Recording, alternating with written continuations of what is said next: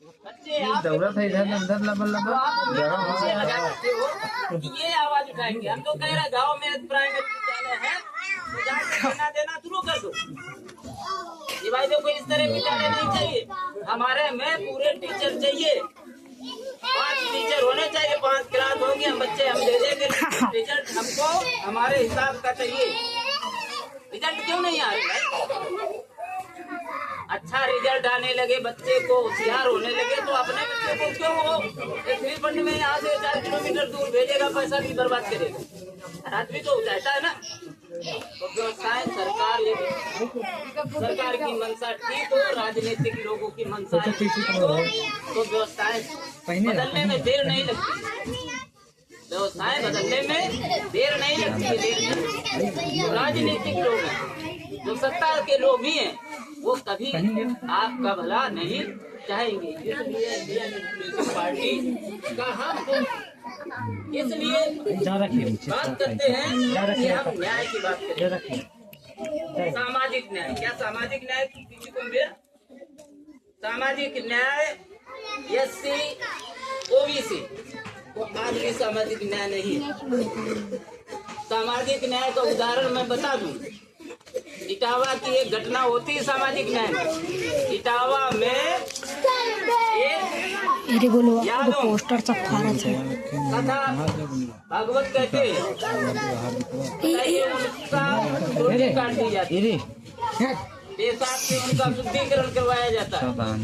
ये poster form नहीं है, यही सामाजिक लेकिन क्या सामाजिक न्याय मिला? पहले तो लड़ाई इस बात की होनी चाहिए कि सामाजिक न्याय सबको बराबर होना चाहिए और गद्दी पर सब बैठ सकते हैं। ये पढ़े लिखे लोग हैं और सारे लोग हमारी व्यक्ति है तो वो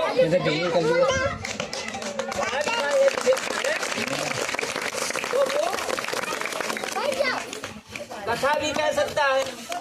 भाई पढ़ा लिखा यदि व्यक्ति है तो कथा भी कह सकता है। पढ़ा लिखा व्यक्ति है तो टीचर भी बन सकता है। पढ़ा लिखा व्यक्ति है तो डीएम भी बन सकता है। पढ़ा लिखा व्यक्ति है तो प्रधानी भी अच्छी चलाएगा। तो वहाँ पर सामाजिक न्याय जाति के आधार पर होगा। ये तो गलत है ना। ये कौन करवा रहा है? भाई एक दिन क्यों नहीं वहाँ से पास करते हो कि इस तरह का कृत्य करने वाले को आजीवन कारावास दिया जाएगा। लेकिन यहाँ तो ये है ना कि ऐसे बिल ऐसे नेताओं को बनाया जाता है। इस बात को भी मैं कह के जाता हूँ, आपकी जाति का नेता खड़ा किया जाएगा उस दूसरी पार्टी से और उस पार्टी का आपको एजेंट के रूप में दिया जाएगा। भाई ये देखिए तुम्हारे बिरादरी का व्यक्ति है, हमने इसको टिकट दिया है, इसको जिता के लाना है। विधायक तो बनवा दोगे, मंत्री तो उसे आप बना दोगे बिरादरी के नाम पर। राष्ट्रपति तक आपका बिरादरी का होगा, लेकिन उस राष्ट्रपति को मंदिर जाने की हैसियत नहीं दी जाएगी। ये सामाजिक न्याय की लड़ाई होनी चाहिए कि नहीं होनी चाहिए कि नहीं होनी चाहिए? मिलना चाहिए कि नहीं मिलना चाहिए? तो सामाजिक न्याय हमें सबको बराबर चाहिए। कठारा कानपुर देहात की धरती में जन्मे ललई सिंह यादव। ललई सिंह यादव ने 1972 में सच्ची रामायण लिखी।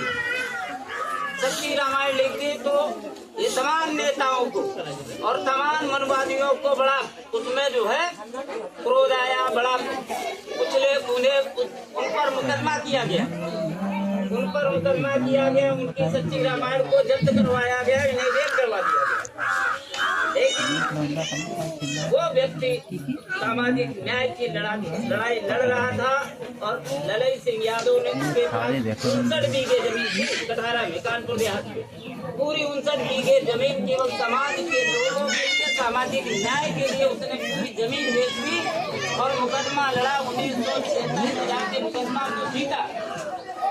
सुप्रीम कोर्ट ने कहा कि राम काल्पनिक है, रामायण भी काल्पनिक। मुकदमा नंबर 20 वेबसाइट में जाकर के आप देख सकते हैं, मुकदमा नंबर 20 है। 1976 में इसका फैसला मिला। किताब लड़ाई सिंह की सारी किताबें सच्ची रामायण वापसी हो। आप असल में होता क्या है, यादों सोचता है मैं तो भाई इससे ऊपर हूँ, उससे नीचे है तो कोई बात नहीं, मैं इससे ऊपर हूँ। सरकारें बहुजन की इसीलिए नहीं आ रही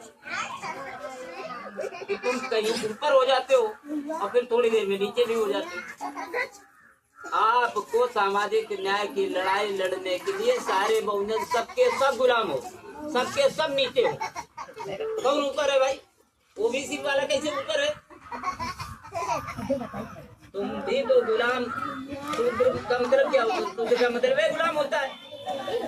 अब लिख दो शूद्र, अब उसका जब आप अर्थ वैसे शाब्दिक अर्थ निकालोगे तो उसका मतलब है तो गुलाम होता है। तो गुलाम तो सारे के सारे उन्होंने पहले ग्रंथों में लिख दिया। तो पहले हमें इस चीज का ध्यान रखना है कि जब हम गुलाम है तो गुलाम यदि इकट्ठे हो जाओ तो ये गुलामों की सरकार आ जाएगी जो तुम्हारे ऊपर गुलाम, आज तुम्हें गुलाम बनाए, कल तुमको गुलाम बनाए। हम जिनके गुलाम बने घूम रहे हैं वो मुट्ठी भर लोग, उनको गुलामों को एक जगह हो करके और जो तुम्हें गुलाम बनाए हैं उन्हें गुलाम बना दीजिए। ये कैसे बनाओगे? सत्ता बदल के। और सत्ता को बदलना आपकी जिम्मेदारी है। और देखिए बाबा साहब ने आपको वोट का अधिकार दिया, वोट का जो अधिकार दिया उसका हमें इस्तेमाल करना बारीकी से। और हम सही रूप से वोट का इस्तेमाल नहीं कर पाए आज तक तो दशाएं आपकी बिगड़ी। यदि आपने सही तरीके से वोट का इस्तेमाल किया होता तो शायद तस्वीर कुछ भारत की अलग होती। जिन देशों में ये चीजें वोट का महत्व जान गए, यहाँ 70 किलो का आदमी इतने में बिकता है 70 रुपए, 75 किलो का आदमी 75 रुपए में बिक जाता है। और मुर्गे की भी कीमत यदि देखी जाए तो 240 रुपए किलो है। चलो आपकी हैसियत ये मुर्गे से कम है, इसका ध्यान रखो। हम 70 किलो के आदमी हम 75 रुपए में बिक रहे हैं और ये मुर्गा जो है 240 रुपए किलो मार्केट में बिक रहा है। और कितना 1 किलो का जितना आपका भेजा है उतने किलो का वो मुर्गा है। तो कम से कम इस भेजे का जब तक आप इस्तेमाल नहीं करोगे तो दशाओं को परिवर्तन करने के लिए कोई चमत्कार नहीं होने वाला है। इस दुनिया में कोई चमत्कार ऐसा नहीं हुआ है। चमत्कार तभी होगा जब आप शिक्षित हो जाएंगे। बाबा साहब ने तो कहा था, बाबा साहब ने नहीं, जितने महापुरुष हुए सारे लोगों ने एक ही बात कही। बुद्ध को पहले उठा करके तो बुद्ध ने भी कहा कि अपना प्रकाश बनिए, स्वयं को प्रकाशित करना है। पहले अपने आप को जानिए कि आप हैं क्या, आप खुद में कंफ्यूज है कि हम आदमी हैं कि नहीं है। पहले तो अपने आप में एक ये बनाइए कि हम हैं क्या हम, और फिर सोचो कि हम क्या हैं, और फिर ये सोचो कि ये कर सकते हैं तो मैं भी कर सकता हूँ। और इन्होंने किया कैसे? तो यदि उस रास्ते पर चल लो तो काम तो 100% होगा ही। यदि सोच लो, सोचो, करो और कर सकते हो। यदि 3 बातों को ध्यान में रखो तो हो सकता है। और सब लोगों की काफी उम्र है और जो सोचा होगा वो किया भी होगा। लाइफ में बदलाव लाए हैं आपने, अपने दम पर लाए हैं। किसी की इसमें ना तो आपके साथ कोई चमत्कार हुआ है, ना तो आपको आशीर्वाद ऐसे दे दिया गया जाओ आज के बाद तुम्हारे पास नहीं मिल। आपने अपने हाथों से मजदूरी करके, अपने दिमाग का इस्तेमाल करके जो आप यहाँ तक ये करके लाए हैं, अपने बच्चों को पढ़ा के लाए हैं, तो कल से आने वाली पीढ़ियों को हमें पढ़ाना है और वोट को बहुत संभाल के देना है। और जिसे भी देना है, मुझे वोट आप दीजिए तो सवाल जरूर करिए कि आप सामाजिक न्याय की लड़ाई की बात करते थे, शिक्षा की बात करते थे, रोजगार की बात करते थे, तो वो बताइए कि आपने नहीं किया है तो क्यों नहीं किया। हमसे सवाल करिए ना, मेरा कॉलर पकड़िए, कुछ दिन मैं समझ जाऊंगा कि देश में परिवर्तन होना शुरू हो जाएगा। और यदि आपने कागज पकड़ना शुरू नहीं किया तो फिर आप राजा बना रहे, आप लोकतंत्र को स्थापित नहीं कर रहे। राजा और लोकतंत्र में थोड़ा अंतर होता है। राजा का आर्डर चलता है और प्रजा उसके हिसाब से जय जयकार करती है। आप राजा हैं, लोकतंत्र में मालिक कौन होता है? जनता। यहाँ सीधा उसका उल्टा है, वो मालिक बना बैठा है और जनता को मालिक होना चाहिए। वो क्या बनी बैठी है? प्रजा बनी जयकार हो रही है। ये व्यवस्था आपको बदलनी है। ये कैसे बदलोगे? सिर्फ वोट की दम पर बदल सकते हो।